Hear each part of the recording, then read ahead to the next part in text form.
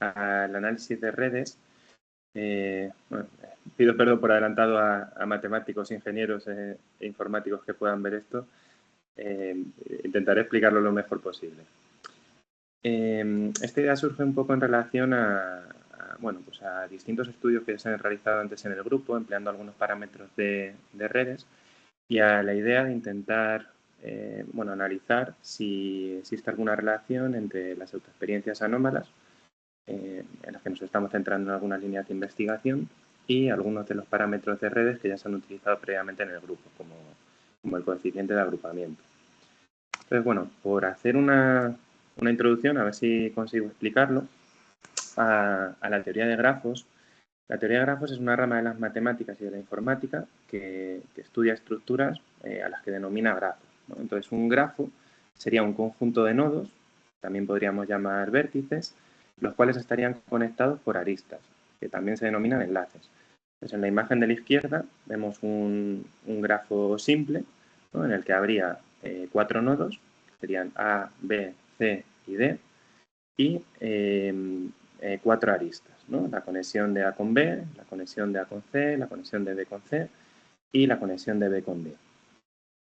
Entonces, dentro de la teoría de grafos existen distintas medidas para analizar estas relaciones entre nodos, y una que nos interesa a nosotros especialmente es el clustering coefficient o coeficiente de agrupamiento, ¿vale?, que es una medida que indicaría qué tan propensos o cómo de propensos estarían los nodos de un grafo a formar grupos o clústeres. Dicho de otra manera, el coeficiente de agrupamiento mediría la tendencia de los nodos a formar triángulos. Estos triángulos se denominan también dentro de la teoría de grafos como conexiones entre vecinos. Entonces, dentro del clustering coefficient, del coeficiente de agrupamiento, habría dos medidas. Una de tipo local, que sería únicamente para un nodo, ¿vale? El coeficiente de agrupamiento local mediría cuántos de los vecinos de un nodo, que sería la unidad básica, estarían conectados entre sí, en relación con el número máximo posible de conexiones entre ellos. Intentando explicarlo con el ejemplo, ¿no? Tendríamos, por ejemplo, el nodo A, que sería una unidad básica, entonces los vecinos de A serían B y C, ¿no? Habría dos vecinos, en este caso B está conectado con C. Respecto a A, entonces lo que tendríamos es que el 100% de sus vecinos están conectados entre sí. Entonces, en este caso, tendríamos un coeficiente de agrupamiento de 1. Cuando el coeficiente de agrupamiento se acerca a 1, lo que significa es que la mayoría de los vecinos estarían conectados entre sí, ¿no? Cuando es 1, significa que todos. Mientras que cuando el coeficiente de agrupamiento se acerca a 0 o es 0, lo que indica es que los vecinos de ese nodo no están conectados entre sí.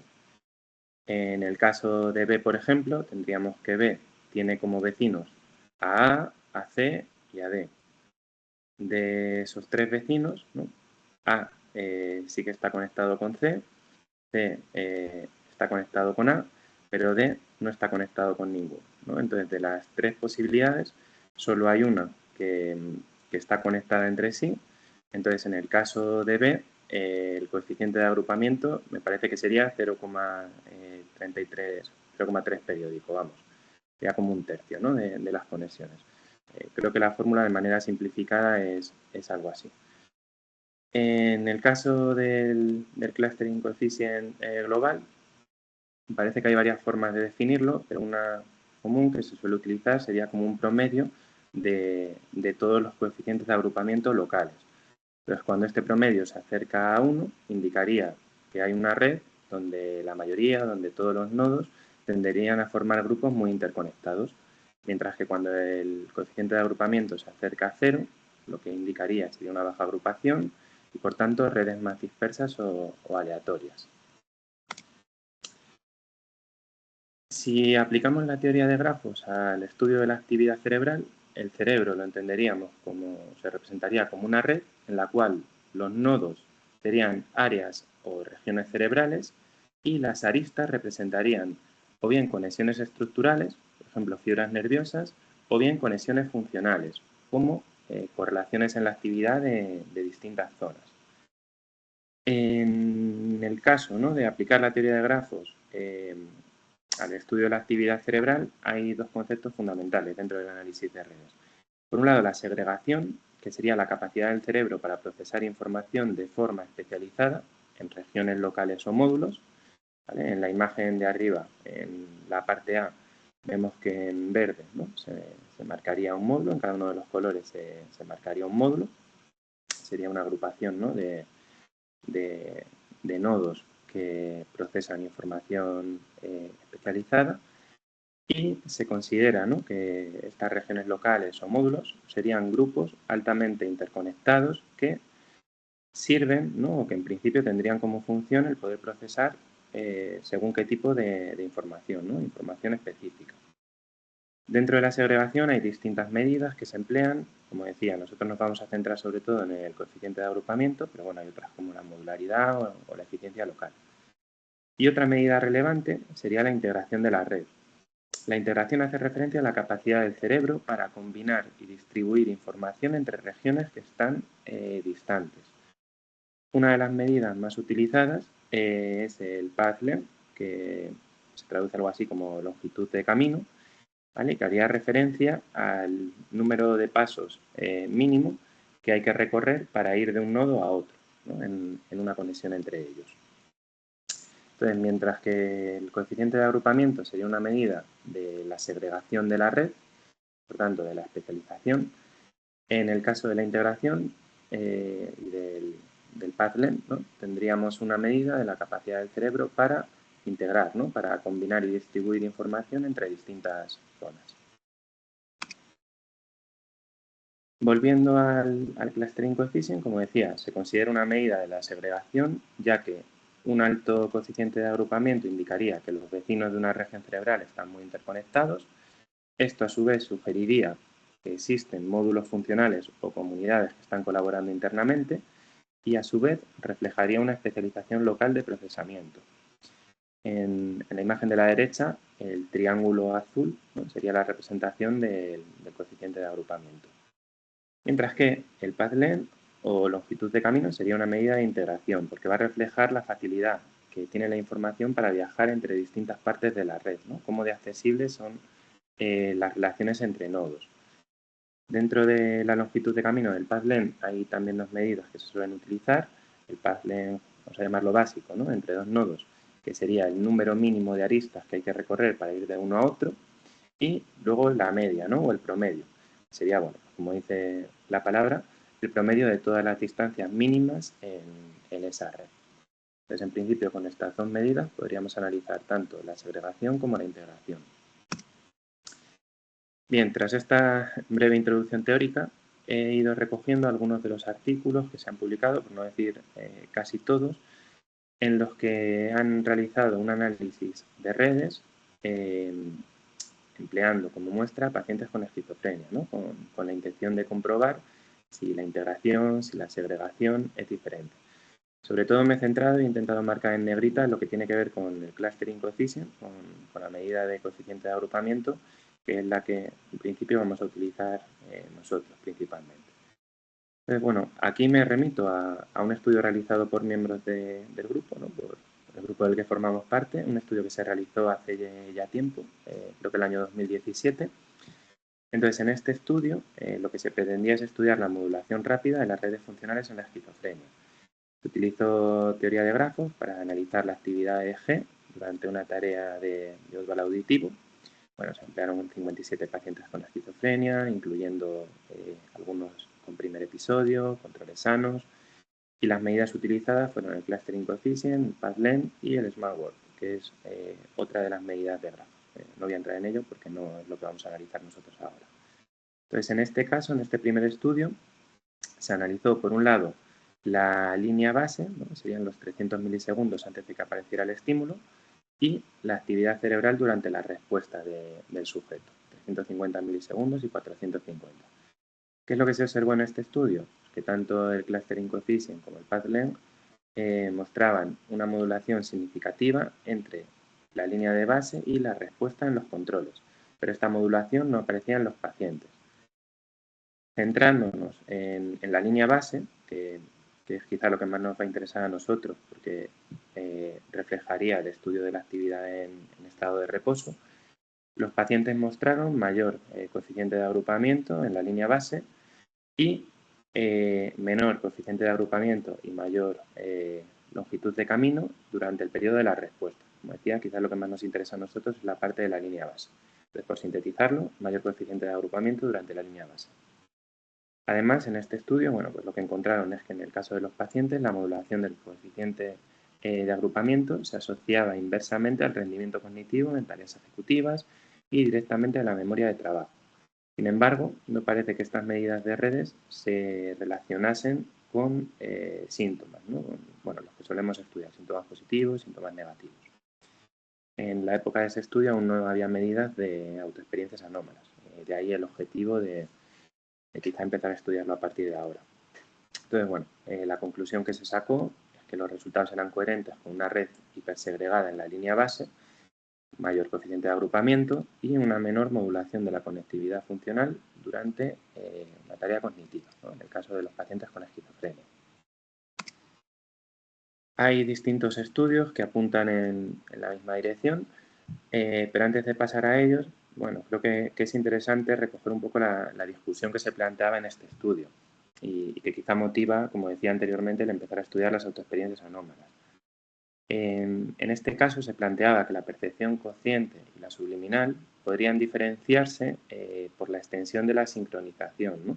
En el caso de la percepción consciente, habría una mayor extensión de la sincronización cerebral frente a la percepción subliminal. Entonces, los autores planteaban, ¿no? Planteábamos que una disfunción en ese proceso integrador, que vendría sugerida por el mayor coeficiente de agrupamiento y por los déficits de modulación, podría perturbar la experiencia consciente en los pacientes con esquizofrenia.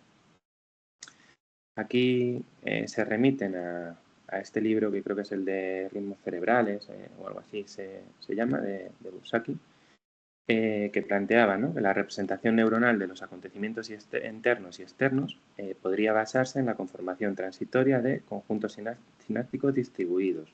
Entonces, estos déficits en la red, ¿no?, podrían contribuir a la esquizofrenia, al desarrollo de sus manifestaciones. Además, esta posibilidad parece ser coherente con los relatos fenoménicos, ¿no?, como la iseidad perturbada, que una de sus facetas, como sabemos, es la hiperreflexividad, que tendría que ver con un exceso de hiperatención, ¿no?, de atención a los propios procesos, a las propias sensaciones, y que aquí plantean como que un exceso de segregación funcional acompañado del déficit en la modulación sería compatible con esa hiperatención, ¿no?, que al final lo que refleja es una mayor conciencia de este tipo de fenómenos anómalos, como queramos denominarlos. Bien, como decía, he recogido otra serie de estudios, no quiero tampoco extenderme mucho con ellos. Bueno, he sintetizado aquí algunos de ellos que tienen algunas particularidades. En este, por ejemplo, lo que hacen es estudiar pacientes con alucinaciones auditivas frente a pacientes que no presentan alucinaciones auditivas. Pues lo que observan es de nuevo, mayor coeficiente de agrupamiento en los pacientes, pero solo en los pacientes con alucinaciones auditivas. En este caso no observan diferencias, por ejemplo, entre pacientes sin alucinaciones y controles sanos.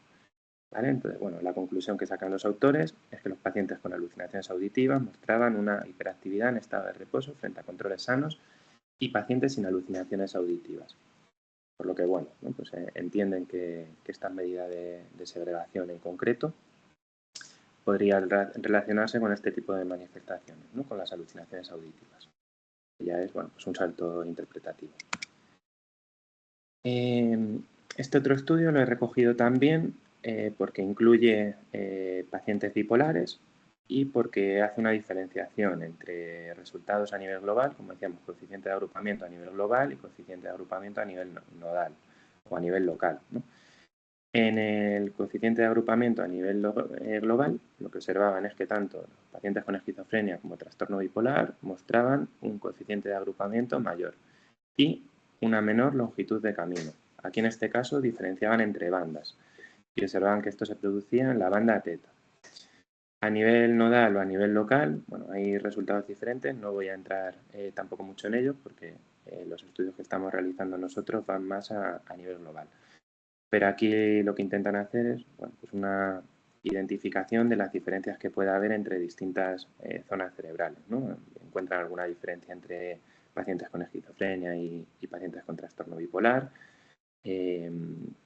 También observan que estas diferencias se relacionan más con síntomas positivos, negativos, con funcionamiento social y ocupacional, pero bueno, como no es el objetivo, no entro mucho en ello. Aquí he recogido también el estudio que se realizó en el grupo, en la búsqueda, ¿no?, de biotipos o clústeres. En esta primera aproximación que se realizó en 2021, la idea era intentar identificar clústeres diferentes dentro de los pacientes, atendiendo a los parámetros de las redes funcionales. Entonces, lo que se identificó dentro de los pacientes son dos clústeres o dos subgrupos.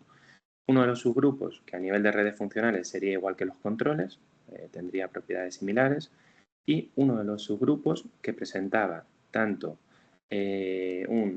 voy a las medidas que nos interesan, un coeficiente de agrupamiento como una longitud de camino superior a la de los controles, ¿vale? Entonces, lo que observaríamos, bueno, un poco en la misma línea de lo que planteábamos anteriormente, ¿no? Un coeficiente de agrupamiento mayor, en este caso, en uno de los grupos de pacientes con esquizofrenia, pero no en el otro. Vale, hasta ahora he presentado toda la literatura que va en la línea de que el coeficiente de agrupamiento es superior en las personas con esquizofrenia, pero también hay algunos estudios que han observado lo contrario. Puede que algunas partes de la metodología sea algo diferente, no sé, quizá haría falta un análisis más exhaustivo para ver a qué se pueden deber las diferencias. Pero bueno, el objetivo un poco de esta sesión era mostrar la literatura que hay y quizá en caso de ser interés, pues ya ir profundizando un poquito más en ella. En este estudio que planteo es un estudio que hacen empleando el paradigma de Oldball auditivo. Entonces, bueno, ahí puede que también se expliquen algunas de las diferencias y lo que observan es una reducción del coeficiente de agrupamiento y un aumento de la longitud del camino en el caso de los pacientes, es decir, la línea contraria a lo que planteábamos anteriormente. Como decía anteriormente, aquí la medida que se está utilizando, el paradigma, mejor dicho, que se está utilizando es el de Oldball auditivo y se está midiendo cuando el paciente responde. Lo que estábamos planteando anteriormente, la mayoría de ellos tenían que ver con un estado de reposo o con el periodo previo a la respuesta durante el paradigma de Oldball auditivo. Entonces, bueno, el paradigma es diferente. Y aquí otro estudio que sí que se realiza en estado de reposo, no se emplea el paradigma de Oldball auditivo y de nuevo los resultados van en la línea del anterior estudio y en la línea contraria a los que he planteado anteriormente. Aquí los autores observan que el grupo de personas con esquizofrenia muestran un menor cluster coefficient y una menor longitud de camino. Y quizás es importante señalar que este estudio se realiza con personas con primer episodio psicótico. Entonces, bueno, quizá por ahí también se expliquen algunas de las diferencias. En cualquier caso, yo de lo que he encontrado en la literatura, sin llegar a considerar esto una revisión sistemática, porque probablemente algo se me haya pasado, he encontrado bastantes estudios, o la mayoría de estudios, que apuntan en esa línea de mayor clustering coefficient, sobre todo en línea base, en estudios en reposo, y unos poquitos, una menor proporción que apuntan en la línea diferente. Como planteaba anteriormente, hay paradigmas diferentes, hay incluso tipo de paciente diferente, ya sea un primer episodio, ya sea esquizofrenia crónica. Aquí en esta lista he reflejado también este estudio de Choi, si se pronuncia así, que se realiza en estado de reposo, pero en el que analiza únicamente la red de modo por defecto. Y aquí lo que comparan es pacientes con esquizofrenia con pacientes con otro tipo de trastornos, ¿no? Entonces observan el mayor coeficiente de agrupamiento tanto en esquizofrenia como en Alzheimer y en otros trastornos observan un resultado contrario, ¿no? El menor coeficiente de agrupamiento, pues, por ejemplo, creo que hay trastorno obsesivo-compulsivo, depresión. Bueno, veríamos esa similitud en este caso entre esquizofrenia y Alzheimer y resultados diferentes en otro tipo de trastornos. Entonces, bueno, esta sería sería la parte que quería presentaros hoy, un poco a modo de introducción, para que Antonio nos cuente ahora los resultados de los que hemos estado analizando. Vale. Una preguntilla resumen antes, Luis. Sí, Resumiéndolo mucho, la segregación sería más segregación, son más grupos de nodos vecinos trabajando de forma independiente, como si fuera una empresa y hay diferentes grupos, diferentes departamentos, cada uno por su cuenta, funcionando sin tener que estar conectado con el de al lado, de forma independiente, digamos. sí, entiendo que sí, que serían más agrupaciones locales, ¿no? Locales. Claro, que por lo que dice la literatura, la explicación que tendría esa agrupación es poder tener mayor especificidad en el trabajo. Ujú. Eh, la cuestión es que luego si eso lo llevamos, ¿no?, a la esquizofrenia o otro tipo de trastornos, claro, lo que estamos observando es que hay mayor segregación. Entonces, en teoría, la segregación podría pensarse como algo positivo de cara a entenderlo como una especialización. Bueno, Mm. quizá lo que nos encontremos es como una especie de U invertida, ¿no? Que la segregación puede ser buena, pero hasta cierto punto, ¿no? Cuando te acercas a niveles muy elevados, empieza a ser algo problemático. Entiendo que igual que ocurre con la integración, ¿no? Probablemente, como ocurre en muchas cuestiones relacionadas con estos problemas, el equilibrio es al final lo que más se relaciona con el funcionamiento sano. Ujú. O sea, sería más o menos como si el cerebro estuviera muy segregado, muchos grupos de vecinos trabajando en un estado basal, y a la hora de responder a un estímulo en el cual hay que ponerse de acuerdo igual, esa actividad previa, que parece muy, bueno, que puede parecer que está bien porque hay mucha segregación, es negativa porque no va no va a favor de la capacidad de concentrarse o de trabajar hacia un estímulo o a responder a un estímulo, entiendo. No sé si incluso también a la hora de analizar conjuntamente la integración, ¿no?, y ese balance que puede haber entre medidas de segregación y de integración, se pueda explicar aún mejor esto, ¿no? Es decir, según entiendo yo, ya te digo, sin tener tampoco mucha idea, que suba la segregación no implica que baje la integración. Entonces, entiendo Mm. que son medidas complementarias y que quizá cuando sube la segregación, si al mismo tiempo no sube o baja la integración, no lo sé, puede Mm. haber mayor vulnerabilidad a que aparezcan este tipo de problemas. Ya, ya, ya.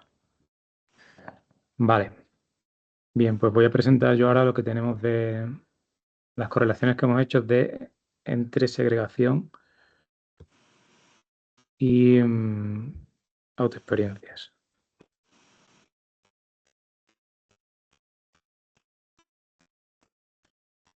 ¿Se ve mi presentación? Sí. Vale. Esto aquí. Bien, como digo, lo que he hecho es correlacionar esos coeficientes de agrupamiento o de segregación con las puntuaciones que tenemos en relación a las autoexperiencias, que en este caso son los valores de la escala y base, o las puntuaciones en la escala y base, y el valor de la supresión de N1, que ya hemos visto tantas veces, en base a los potenciales evocados de N1, a la hora de que el sujeto hable. Primero lo he hecho con los valores en basal, en resting state, es decir, cuando los sujetos hicimos las grabaciones del sujeto sin hacer nada, absolutamente, estado basal. Es decir, el clustering, el coeficiente de agrupamiento en estado basal correlacionado con las autoexperiencias en IPASE o a través del IPASE y a través de la supresión de Neun. A ver si más o menos que no quede muy lioso. Primero, gráficos de coeficiente de agrupamiento correlacionados con la puntuación en IPASE total. En este caso, lo que presento aquí son el coeficiente de agrupamiento en todas las bandas, zeta, alfa, beta 1, beta 2, gamma y la global. Son, cada gráfico es de una banda, todos correlacionados, como digo, con ese valor de IPASE total, la puntuación total de la IPASE. Y lo que sale, de momento lo que sale que sea significativo es la correlación del EPASE total con el coeficiente de agrupamiento en la banda gamma. Como digo, en resting state, en basal. Apunto una cosa importante que tener en cuenta, que aquí faltan, como por lo que más o menos creo que me ha comentado Rosa, unos 15-20 sujetos más que podrían meterse. Entonces lo que salga aquí, igual en unos días lo podemos completar un poco más y lo que pueda ser tendencia, convertirse en significativo, o lo que sea significativo, dejar de serlo.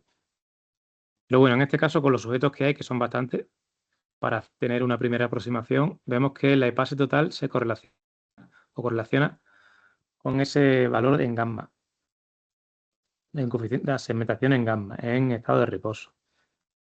Es decir, lo que sale aquí en el gráfico que es significativo, en el que está marcado en rojo, y a mayor puntuación en la escala IPASE, mayor nivel de segregación en estado de reposo. Lo cual cuadraría con esa idea de que los pacientes con esquizofrenia tienen niveles más altos de segregación y peor rendimiento cognitivo. Al mismo tiempo tendrían mayores puntuaciones en la IPASE total. Vale. Viendo que la frecuencia gamma es la que tiene un resultado significativo, por especificar un poco, he cogido las subescalas de la IPASE y las he correlacionado con esta banda gamma solamente, en estado de reposo. En este caso, tenemos 5 gráficos, serían las 5 subescalas de la IPASE, y vemos que la de autoconciencia y la de delimitación del yo serían las que especialmente correlacionan con ese nivel más alto de segmentación en la banda gamma en pacientes en estado de reposo. Todas más o menos van en esa línea, la de somatización se queda cerca, y en general se ve que, bueno, sí, que lo que valora la IPASE parece que va en correlación con este nivel más alto de segmentación en basal, en gamma. Bien, esto por un lado. Por otro lado, vamos a los potenciales evocados, la supresión de N1, hacemos lo mismo, correlacionamos el valor de la segmentación en estado de reposo con la supresión de N1, que como vimos en su día era la condición de habla menos la condición de escucha. En este caso, ¿qué tenemos? Pues que más o menos la correlación, bueno, más o menos no, la correlación, digamos, significativa vuelve a ser en la banda gamma. En este caso, cuanto mayor es como es la condición de habla menos la condición de escucha, cuanto más positivo es ese valor, mayor es la supresión de N1.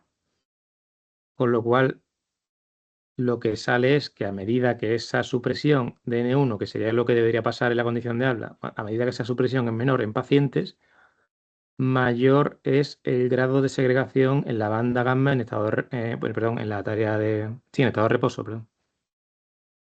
Lo cual, digamos, cuadraría con la idea de mayor puntuación en IPASE, peor supresión de la N1, ambas correlacionadas con mayor nivel de segregación en la banda gamma en estado de reposo.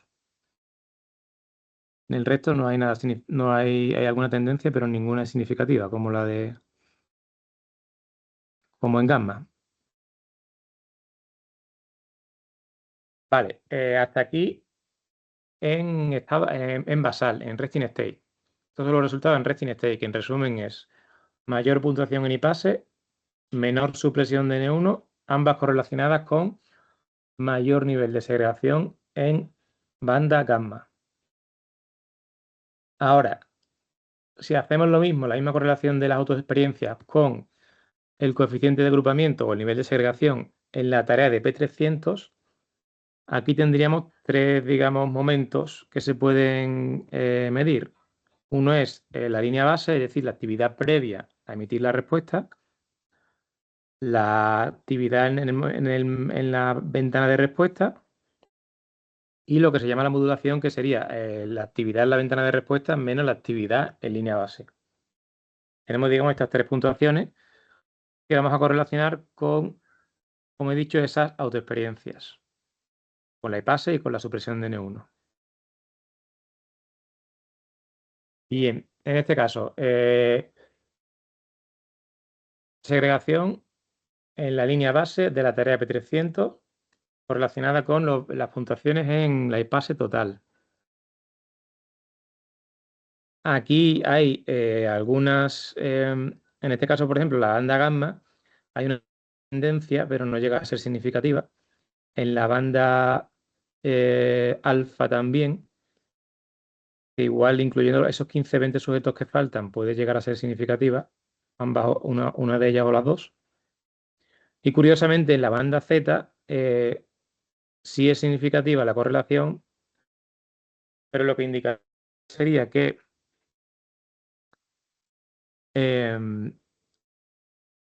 a menor activación en la línea base en P300, perdón, a menor segregación en la línea base en P300, mayores puntuaciones en la base, lo cual sería contrario a la previa con la actividad en basal.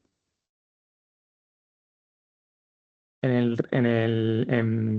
alfa y gamma sí irían en la misma línea, pero no llegan a ser significativos. Bien, como he hecho antes, ya que Z es la única banda que ha sido estadísticamente significativa con esta muestra, a falta de meter los 15 o 20 que tenemos de más, he hecho la misma correlación con las subescalas de la IPASE frente a esta banda Z solamente, en línea base P300. Y en este caso parece que el efecto mayor está en conciencia, en la subescala de conciencia y de somatización. Y de limitación del yo también hay una tendencia, pero no llega a ser significativa, que igual lo sería con el resto de sujetos que faltan. En cognición también, así que más o menos en conjunto pues se ve que todas van en esa línea, en la banda Z. Si nos vamos a la ventana de respuesta de la P300, misma comparación, misma correlación y pase total frente a nivel de segmentación en la ventana de respuesta de la P300.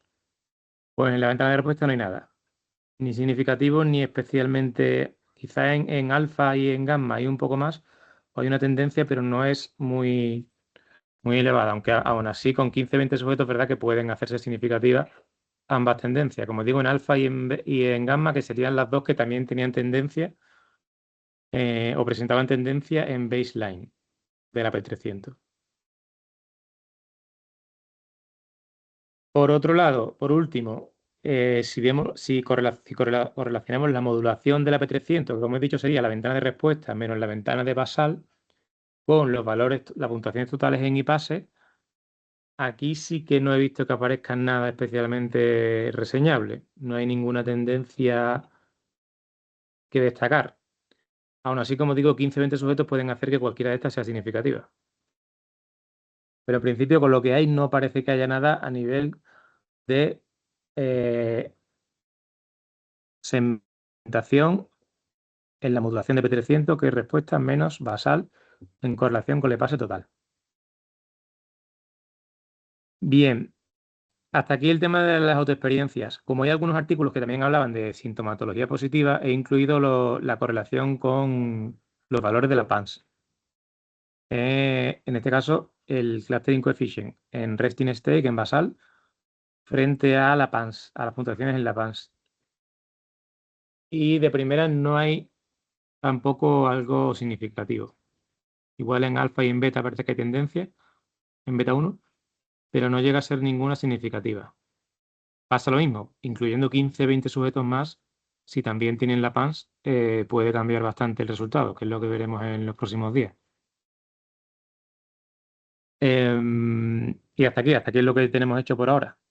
Estas serían las primeras correlaciones que tenemos hechas. Cosas que se pueden hacer, incluir a los controles que tengan todas las medidas, para que ayuden un poco a lo mejor a completar la muestra o a lo mejor por separado ver si sale algo.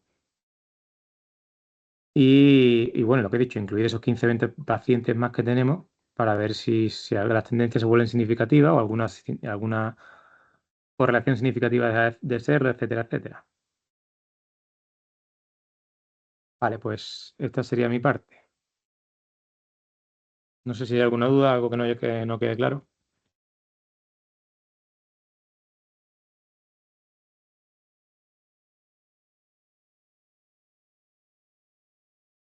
Vale, pues en principio esto sería lo que presentábamos hoy. Sí, A ver, al final esperamos. parece que es con el reposo cuando se cumplen las hipótesis de partida, ¿no? Yo creo que los resultados más interesantes. Sí, en principio parece que sí, que el reposo es lo más cuadra con lo que... Además que cuadra bastante bien tanto con la medida de psicopatología de la IPASE como con la N1, con la potencial. supresión de N1. Yo creo que es bastante redondo todo aquello. Yo iría más a explorarlo por ahí, Sí, a expensas de meter algunos sujetos más y ver qué pasa. Es curioso que con la Z salen las tendencias distintas que con la gamma, que es algo que habitualmente también hemos detectado, que parece que cuando una de las bandas eleva su actividad, la otra suele estar más decrementada o hay relaciones a veces algo inversas entre las bandas lentas y las bandas rápidas. mm, Pero sí, como está como un poco más engorroso por ahí, por ese otro lado. mm. Es verdad que hay artículos que hablan de Z también, entonces Ujú. iría también en esa línea. Yo creo que incluyendo esos 15-20 sujetos, si son 15-20, lo que sea que haya se va a confirmar o a no confirmar. En nuestros resultados precedentes de otros artículos, ¿en qué banda solía estar alterado el clustering? En modulación, etcétera. Luis, ¿tú has No sé, revisado más esa literatura? Sí, yo creo pero no que Luis lo recuerdo. ha O sea, revisado. yo el primero que recogí ahí de la literatura no puse banda. No sé Yo- si no se mencionaba o si simplemente Porque no me metía. Era la global, creo. Sí. yo recuerdo que otras medidas como Connectivity Strength, etcétera, era la Z la que solía estar en modulación más Mm. alterada, pero ahora mismo no recuerdo bien el clustering como nos solía salir. Mm. Pero bueno, yo creo que ahí está, y habría que revisar un poco más toda esa parte, a ver por dónde lo agarramos. Pero Sí, bueno, o sea, alguna cosa sale. Que es verdad que las puntuaciones en Z, en la baseline de P300, esa agrupación de puntos es bastante clara. No es que haya algún outlier o algunos que tiren demasiado, Ujú. sino que están todos bastante bien distribuidos haciendo esa tendencia. En Sí, Z, sí. en baseline de P300.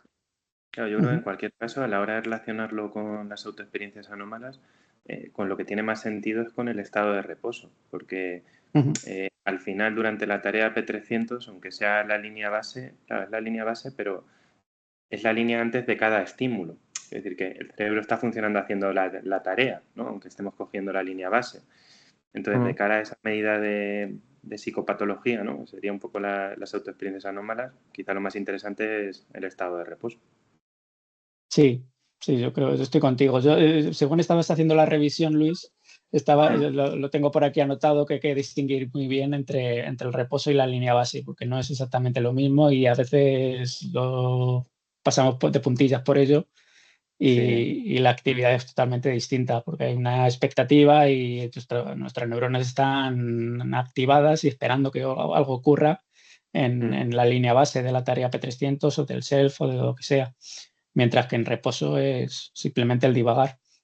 Sí. mm. La duda es si serían complementarias y se podría en una sola idea meter ambos como un argumento con las dos formas de procesar, en basal completo y en basal preparatorio, digamos. Eso lo estamos preparando. Si María alguna vez remata el artículo que tiene abierto, justamente va de comparar línea base y reposo, por lo Mira, menos en actividad. Pero bueno, hay otras medidas que también se podrían estudiar en línea base y en reposo para complementar aquello. Pero bueno, mm, es una línea que se está explorando y que quizás se puede explorar un poco más. mm. Vale, pues eso, en los próximos días seguramente completaré las correlaciones con los 15-20 sujetos y a ver qué se afianza Vale, o qué aparece o desaparece. vale. Pues ya nos iréis contando. Vale. Bueno, si no hay más preguntas, cerramos la reunión. Ha quedado todo claro, ¿no? Con la teoría de grafos. Sí. No, lo has explicado muy bien, ¿eh? Yo creo que se ha entendido fenomenal. Sí. Yo es que me lo sé ya también. A eso tendrían que decirlo los que se lo sepan peor. Bueno, pues esto casi es peor si te lo sabía. Yo casi prefería hablar a gente que no supiera de No, ello. pues lo has dicho bien. Vale. Sí. Bueno, Muy bien. cerramos reunión. Vale. Bueno, Hasta hasta la luego. semana que Venga. viene. Hasta la próxima semana. Adiós.